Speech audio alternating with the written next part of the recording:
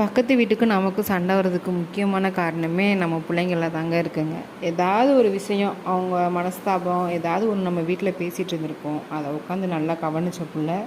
ஆனால் நாங்கள் அவங்களோட உட்காந்து பக்கத்து வீட்டுக்காரங்களோட என்னைக்காவது பேசிகிட்டு இருந்தோம் அப்படின்னா படக்குன்னு சொல்லிடுவாங்க, எங்கள் அம்மா அன்னைக்கு உங்களை பற்றி இப்படி பேசுனாங்க, அப்படி இப்படின்னு பேசுனாங்க தெரியுமா உங்களுக்கு அப்படின்னு சொல்லி கொடுத்துருங்க. அந்த நேரத்தில் வரும் பாருங்க கோவம். நம்ம அதை பிள்ளை என்ன பண்ணுறதுன்னு தெரியாது, பக்கத்து வீட்டுக்காரங்களை எப்படி சமாளிக்கிறதுன்னு தெரியாது. ரெண்டுக்கும் நடுப்பற நின்று ரொம்பவே நம்ம போராடுவோம்.